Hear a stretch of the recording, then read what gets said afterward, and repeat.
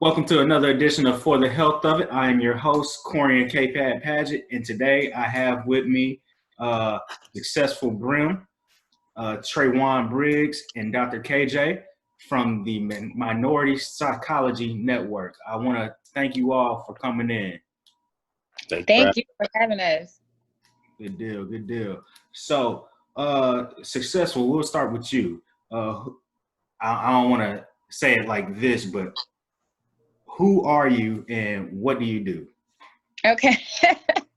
Okay, so as you stated, my name is Successful Brim. I'm the founder and president of the Minority Psychology Network. I'm also getting my doctorate in clinical forensic psychology.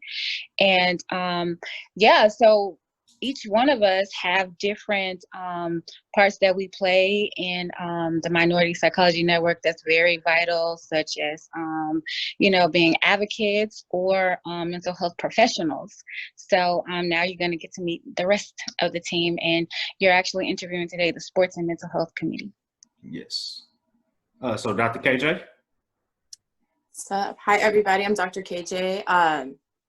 What am I? I'm a mental performance coach, consultant, counselor in training. I have a doctorate in sport and performance psychology, a master's in leadership and sports management, as well as a bachelor's in psychology concentration sports psych. So if you kind of got the drift, I really love sports and, understanding how the mind works. It's my favorite realm to be in. I'm also in school right now for a clinical mental health counseling master's.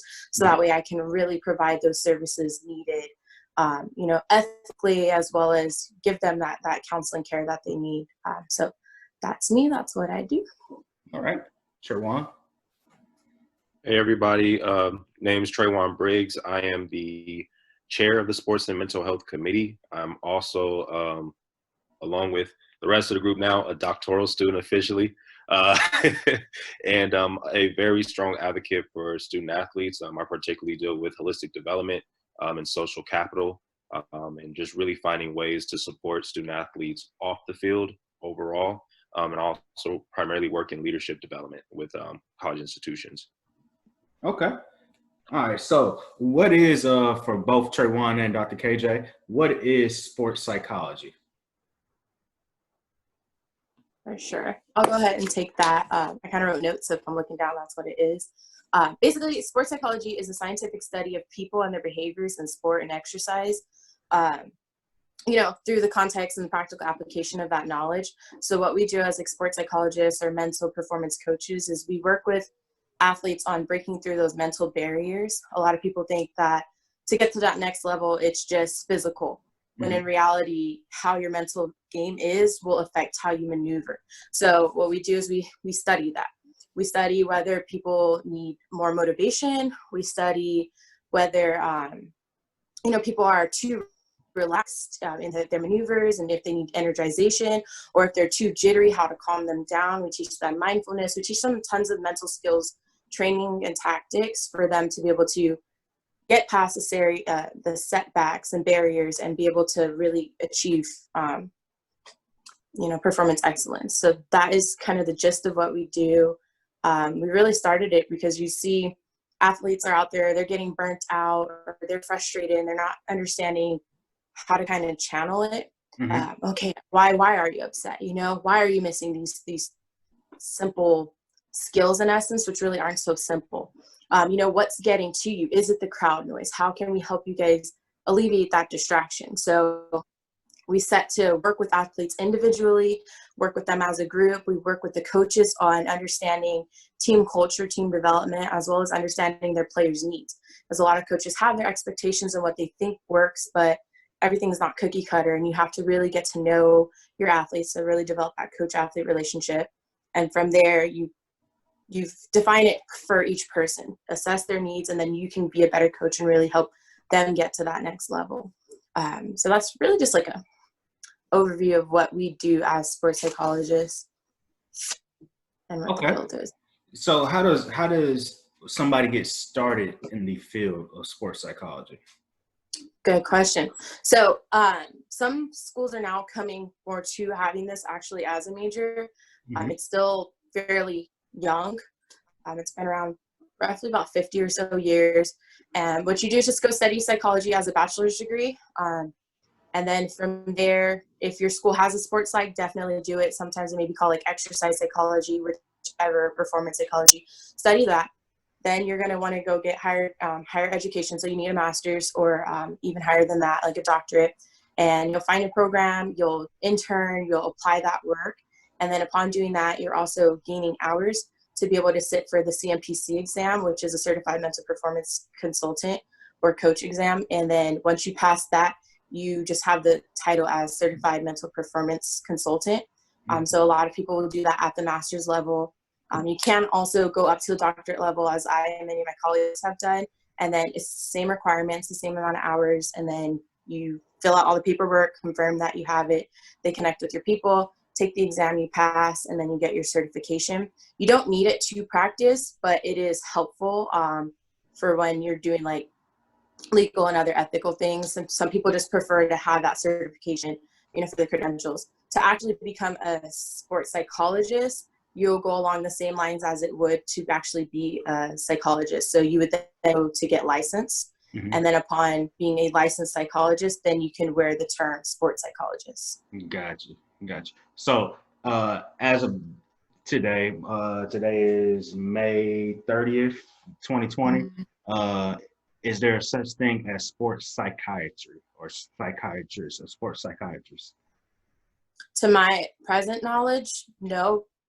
Sports psychology as an actual profession, yes, there are many sports psychologists out there. If you were to go to like the APA, mm-hmm. you can search. I cannot remember what exact division we are, but you can go there. You can also go to ASP, which is the Association of Applied Sports Psychology, and you can find actual like sports psychologists in your area. What they're doing. You can assess their credentials. Who's new, who's been around, and even on there, they'll even say specifically to what certain sports psychologists or even CMPCs do. Because some are just mindfulness coaches, some work strong with goal setting and motivation, some work with pressure and all that. So you can find people to what you're looking for, to your interests. Okay. And so what exactly is it that you do? I do a lot of motivation and goal setting. I work with people on feedback. I really like, listening in on, okay, like, what are you saying to yourself, and trying to get people out of the negatives. I find myself to be very optimistic, so I follow more along the lines of positive psychology. It's not everybody's cup of tea, so I strive to really use a 1 foot in and 1 foot out approach, where I'm kind of set in my values and my beliefs and everything, mm-hmm. but then I dip my foot, or I'm open to hearing other people's perspectives and what they go through, and just really getting a basis for them. And once I develop that, through intake and whatnot, then I can know how to better assess them. Good deal. What about you, Trajuan? So myself, I am not necessarily in any of those fields. My work is more in consulting with student athletes and athletic departments. I focus primarily on insight, self-awareness, problem solving, leadership development skills in that way. Mostly because we do find, a lot of student athletes that when they're put in these leadership positions, for the most part, that is found interesting. A lot of these student athletes don't know truly how to be a leader. They usually figure it out through examples, which means that it's going to be trial and errors. Mm-hmm. Or they figure it out through, well, I'm going to do exactly what coach does. But then it becomes, well, am I a teammate or am I just another coach? And most of the time we're looking at our coaches crazy already. So why would we want to, enact and look that same way to our teammates? So what I come in and do with a lot of student athletes is really just consult on, okay, what are your leadership skills? What are some of your qualities? Are you a pleaser? Or are you somebody that's more on the action side? How can we, effectively communicate without you having to not be yourself? So that's really been my work. I honestly fell in love with it just because it's helped me do a lot of insight to where when I was once a student athlete and trying to do leadership, I hated it. I absolutely did not want any parts of it. It felt like too much pressure. And I didn't want to be looked at as, somebody that was trying to be the aggressor or just like coach. So it was really difficult for me to, speak up. I always believed in, I'll just lead by action and that's it. Don't ask me anything. So now in my work, coming back to this, it does trigger sometimes, a lot of different things that, I hear kids and I'm just like, whoa, I remember dealing with that at 19 years old. Like, okay, right. This is another chance to, you know, how can we figure this out? What was your own personal experiences, but how can we help them navigate through this as well without, you know, necessarily just holding their hand and giving them the answers. So okay, so you mentioned being an athlete. Go ahead and give me a little bit of your background athletically. Former student athlete, played football, ran track in high school. I went off to Cal Berkeley for a couple years and I played football there from 2010 to 2012. And then after, I transferred to the University of New Mexico, and that's where I finished off my career. A lot of injuries, a lot of setbacks. Mentally was just very tired. It was a lot of different experiences that really led me to why I do what I do today. But overall, it was an experience that I would never, you know, want to take back or do different. It's really helped me build and figure out who I am as a person. Because at the time when as a student athlete, if anything that I can say about my experience was, it was always hard mentally to really figure out my identity and who was I outside of the jersey number. I realized most of my conversations in the classroom was not about the schoolwork, but are you starting this week? Do you guys think you're going to win? How many touchdowns do you think you're going to get? You know, you missed a pretty bad tackle last week. Have you been improving on that? But outside of that, when it comes to actual work or group work and everything, everyone's hesitant to talk to the student athlete about these things. So it was really hard for me to really try to decipher who I was as a person and separating that from what I actually do. So yeah, it's been definitely a learning journey of really just figuring out still how to separate those two and not letting my profession, my career, or my hobbies dictate who I am as a person and how people are going to see me, especially as a young Black man, where, you know, me being in other positions, people hear about, you know, me being in sports, and they officially, you know, I've been in rooms where somebody was like, well, why didn't you go to the NFL? Or why are you not working as a coach? And I'm just like, well, it doesn't work that way for everybody. And it's sort of an uncomfortable conversation, but it allows me to see, you know, this is exactly what we're looked at and this is what we're expected to be in the NFL and the NBA, not as an academic advisor or somebody that's belonging in the same room with others. So yeah, it's been a heck of a journey. Good deal, good deal. So Dr. KJ, can you tell me a little bit about your background athletically? Yeah, my bad. Let's see. So I kind of dabbled in a lot. Just decided, coming from an athletic family, why not? Main background is in aquatics. So I did that since six going forward, was a competitive swimmer. By middle school, got into basketball, volleyball, softball, just something to stay active, just to really test my skills and my abilities. And then by high school, I think I solidified it just in basketball, water polo, and swim. I did that with intent on going to college for it. It was a big pusher for my mom, like, you know, we're not financially there, so, you know, your sports are going to be your way out. And so having that be the back burner, but also for me, it was kind of more like academically motivated. Long story short, I ended up getting a season-ending injury my senior year for swim, and was riding on, you know, going to Azusa Pacific and swimming my freshman year of college because I had similar assistant coaches. My high school assistant coach was my college assistant coach. I was like super juiced about it. So that bummed me out, you know, losing out this last 6 weeks. So I trained all summer to rehab, get ready. I get in the swim coach's class, you know, I'm set, I'm ready, like I'm ready for tryouts. I get in a car accident on the date of those finals, and my athletic career was over at that point, my freshman year of college. So, you know, I had dreams, aspirations to, you know, well, why not? I have this gift, why sit on it? But it ended in a bad car accident and having to really rehab my body, learn to walk again, be on bed rest, and, you know, regain mobility. But what that did was actually spark the door to open for me to get into coaching. And from that incident forward, I've been into coaching and really working with athletes on that injury mindset when they feel like, you know, it's over. And so I wanted to strive to develop programs in the future that really worked with those athletes on their mentality to not see that injury as their setback, but as that springboard going forward that they could, of course, bounce back. So a lot of times, even as a coach, you know, maintain my involvement in sports, I ensured that I was really key to what my athletes' needs were with their injuries, because I hated hearing my coach say, "Oh, you're lying about what had happened. I had a hip dislocation and my knee inflamed, and it was a whole hot mess. But being called a liar when I'm telling my coach, hey, this hurts, this is what's wrong with me, I wanted to completely change that. So now it's like really part of my motivation of what I do now. I'd love to maybe train myself. I'm still pretty young, and maybe play on a master's team or something to stay involved in sports. But that's really my background with that. Okay. Quick information from all of you, because you all sound pretty young. How old is everybody here? I'm 25. Awesome. 28. 30. Okay. All right. So I am the elder statesman in there. I am 31. But anyway, with that being said, Dr. KJ, you mentioned that you were a swimmer. Swimming is not big in the African American community. Being a sports psychologist now, and looking back at your time athletically, did that affect you mindset wise? Being well, first off, I didn't live your life. So how was it, and what was the makeup of your team? Well, I live in sunny SoCal, so out here it's not very common.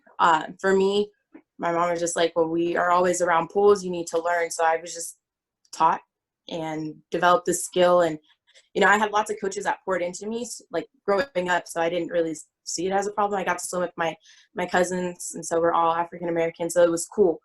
Then when you go to competitions and you see everybody who's not Black, it's kind of like a culture shock at first, but you just do it for the love of the sport. And so we just love swimming. So I didn't think much of it. My family was there and supporting, and I don't really think it clicked until about high school.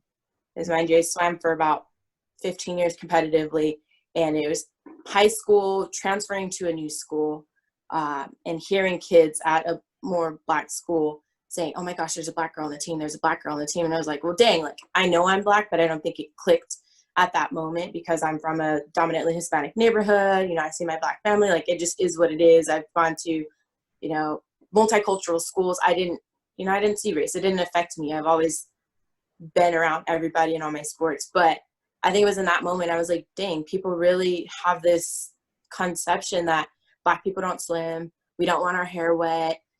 We'll drown if we get in. We're all afraid. And, you know, that wasn't my life. Like our whole family, we're always in the water. And so I really tried to make a difference. I did indicate that I went to 2 high schools. So my first high school, I was like, well, I've been swimming with this varsity team since 7th grade. So I got to like know the program and started telling my friends, let's go swim. I'll teach you whatever it takes to try to bring, you know, more of my Black friends into the pool.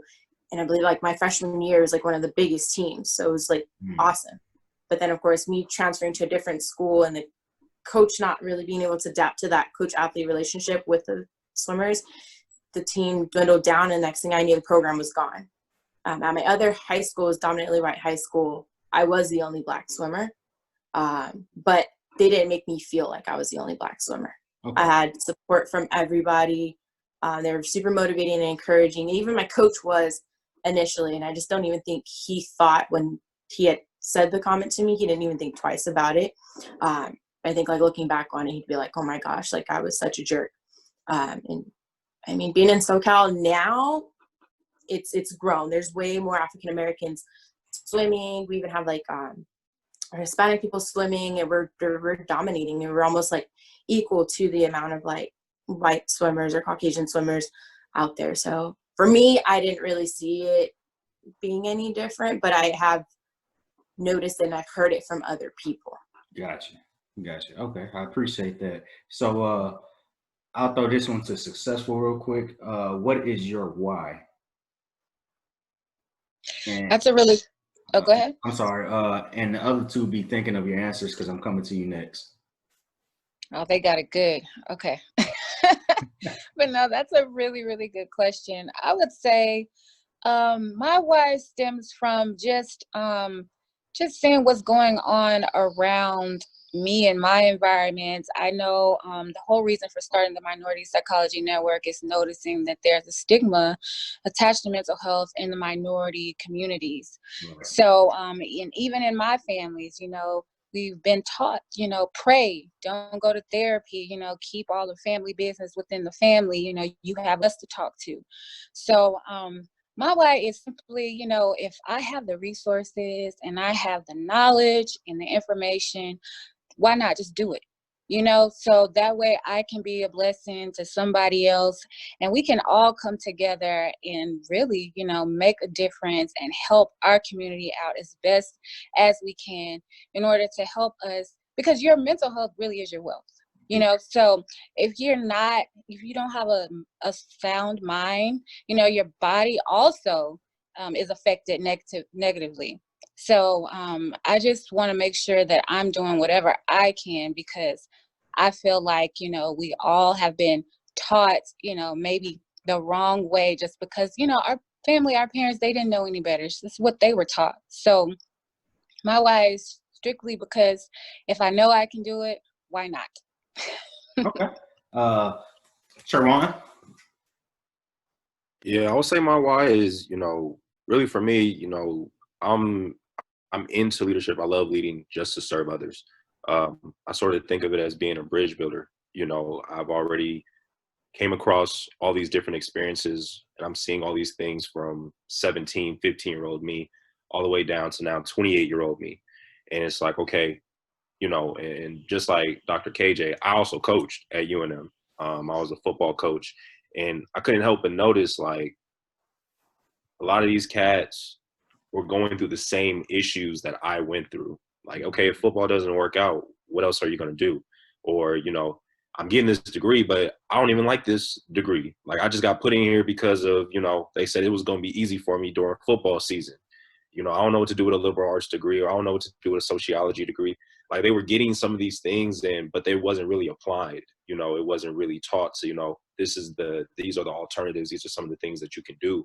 And it really just made me start thinking, and what made me stop coaching actually was it started making me feel like a hypocrite. Like, how can I sit here and talk to you about all these great things that you can do outside of football, but I'm also screaming at you and cussing you out because you're not here at the field, or here over here doing something that I feel like you should be doing to, you know, dedicate your life to.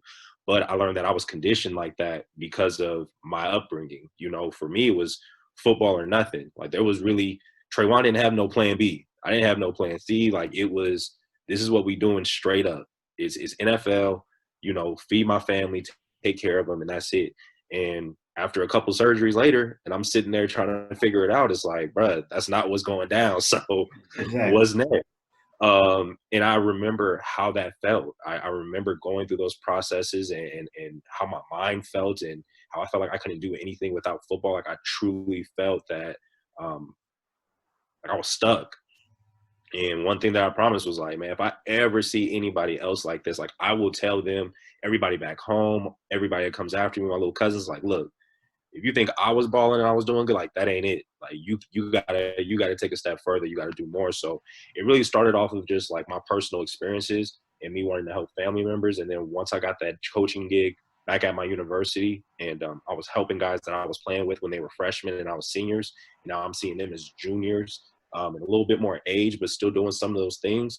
It was just like, man, I'll be a fool if I just let you sit here and waste your life. You know, spend your 3-4 years here in paradise and then go back to the hood with nothing, you know, nothing to account for but this piece of paper that you really don't know how to use. So that's really where my why became, you know, forcing myself into a leadership role so that I can just serve and give back. Because I realized quickly that if I just try to lead by action, and not really speak up, 9 times out of 10, or maybe 7 times out of 10, like, I wasn't going to get the same reaction if I actually verbalized and, you know, talked to others. So that's my why. Okay. And Dr. KJ? That's a good question. I don't know, a lot of my why just kind of stems from how I was raised and the tools that were just like instilled in me. And it's just always to give an impact. And so something like I'm super like strong about, I even know like with Trajuan and like a lot of people in the org are too.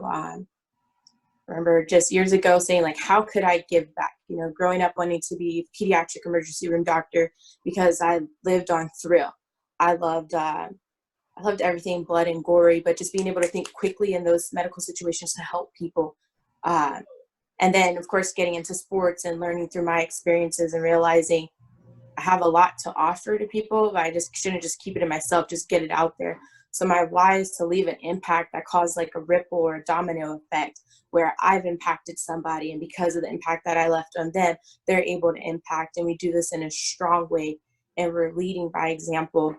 So when I started my own business and came up with the name like Dominant Impact, I wanted dominant because I wanted it to be a strong impact, something that people couldn't forget. I wanted it to like quake and shake and cause that ripple effect. And when it came to the impact, it was like, what's it going to stand for? And I it had it be individuals mastering individuals mastering performance and achieving critical transformation. Right. And it was like super key to what I was doing, because not only do you want to master your performance as an athlete, as a student, as just a person, you want to achieve critical transformation. I had an issue with like just simple transactional stuff. I'm not transactional in the slightest. I want to be transformational. You know, I'm learning from you, you're learning from me. Not only do I want to be a good leader, but I want to be a good follower and change the way people see the world, change the way people see athletes, change the way people see students. And, you know, having a Black cousin, a Black nephew who has gone through a lot of things, and yes, you come from a family of educated people, there's still things that, you know, he even missed that I was able to, from my experience, to be like, hey, you know, you want to check in about this? Hey, no, feel free to speak up about this. You don't like this grade, you know, talk and change. And from these situations and these experiences, you know, I'm able to live out my why on a daily. So that's really that. I like that. I like that. So Trajuan, I want to throw this one to you.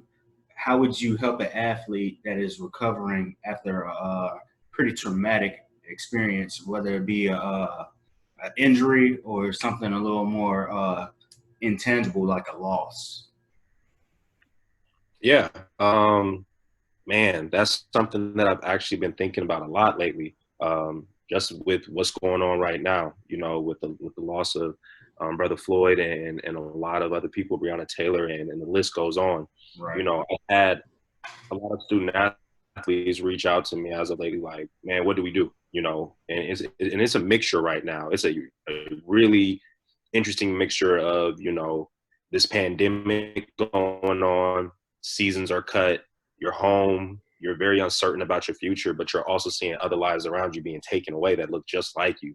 And it starts to create a lot of different emotions. And I think the first thing that I feel like I can possibly do is be there to listen, you know, not really, you know, trying to tell them, hey, just breathe and calm down. Like, nah, actually let them assess and actually let them feel those emotions, because I know anytime that I was told to just breathe or calm down, I felt like I was being, yeah, it was making me mad, but it was like, it wasn't necessarily making me mad about why are you telling me that? It was more of, why are you limiting my emotions? Like, why do I have to instantly calm down when I'm coming to you about something that I'm so invested and hurt about? Why is your reaction? Calm down.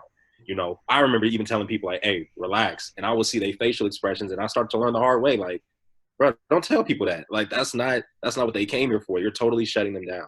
So the first thing is just making them feel, you know, making them feel in a safe place to know that they can express these emotions no matter how these emotions may come out, you know, how raw it may be. And then wherever they might be, we can just take it from there, because, you know, it's not a cookie cutter. Right. There's some people that deal with emotions in a certain way, or deal with a loss in a way of, you know, I got to man up. I'm going to be all good. And you got to sort of meet them there and sort of figure out, okay, how can we break that down, and we can take it, you know, in a certain way. And then there's others that are just like a complete shock, you know, a complete quote unquote mess. And you have to meet them where they're currently standing. So for me, it's really listening, figuring out where they're at, and then us working together on how to get you back slowly, to get you back to where, not necessarily where you need to be, but where we can start making logical decisions, and we can start talking more, and we can start taking a little bit more emotion out of it day by day. Gotcha. But that's been a huge learning curve for me. And I'm at a time right now where I'm getting that question almost every single day. And also at the same time trying to figure out, like, man, what am I doing for myself so I can be, you know, good enough to actually listen and hear what you're saying without my own bias or without my own frustration. So no, I appreciate that question. Thank you. Dr. KJ, you brought up being a good leader and being a good follower. So I really appreciate that, because a lot of people they tend to be a good leader without necessarily wanting to follow or being a good follower. So that is a good thing that you brought up. Before I get everybody out of here, I'd like to know the background and formation of NPN. You already mentioned it a little bit, Successful, but also if you could go into the future of your network. Okay, thank you for asking that, Corian. So the goal for the Minority Psychology Network is to build a network of minority mental health professionals and advocates, so we can give insight, education, and information to minority communities regarding mental health. In the future, we would just like to be able to break the stigma, have it to where stigma does not stop minorities from trying to get the help that they need. You know, because like I said earlier, like a lot of us have been taught to pray, and, you know, maybe you're crazy if you go to a therapist or a psychologist or even psychiatrist, you know. So the goal is to make sure that stigma does not get in the way of trying to receive those resources. What we do is try to give insight and education and information in an innovative way. We do that through our different events that we have weekly, which is like our Ask NPN, our workouts every morning, and we have our sports and mental health talks. All of these events give the community an opportunity to ask any questions that they have about mental health or those specific topics that we're talking about that week. And also the workout gives you an opportunity to understand that your fitness and your mental health are definitely, they go hand in hand. You know, if you're not feeling good, you're not looking good, or you're not mentally there, it all, you know, can dictate how your day is or who you are as an individual. So our goal is just to make sure that we're spreading as much knowledge as possible, that we're also creating more minority mental health professionals and advocates, because the more you see people that looks like you advocating or becoming educated in mental health, the more people will feel more comfortable talking about their mental health and wanting to go get help. Okay. All right. And the main reason I brought you guys on today, the for and for the health of it isn't just a cool way to write for the health of it. It's also a little bit of a double entendre, mindset, movement, nutrition, recovery. So I really appreciate you guys coming on. And lastly, before I get you out of here, if you would plug your social media accounts and any other way that the audience can reach you all. Okay, so our website first is just the minoritipsychologynetwork.org. You can also email us at npn@theminoritipsychologynetwork.org. Instagram is mpn_NPN_. Also, Facebook is just the minoritipsychologynetwork.org, and the Twitter is the same as Instagram, mpn_NPN. Okay. All right. Anybody has any goodbyes or anything like that before I get you all out of here? No, we just want to say thank you so much for having us. When you reached out to me, I was very excited, and I know the Sports and Mental Health Committee is always excited to do interviews, because a lot of people don't really talk about sports psychology. Like Dr. KJ says, it's really new, but it's definitely something that needs to be highlighted. So thank you again for this opportunity. Well, I definitely appreciate you, Successful, Dr. KJ, and Trajuan. This has been For the Health of It. And again, I appreciate the Minority Psychology Network, NPN, for being on here with me. Thank you all. Thank you. Thank you. Thank you.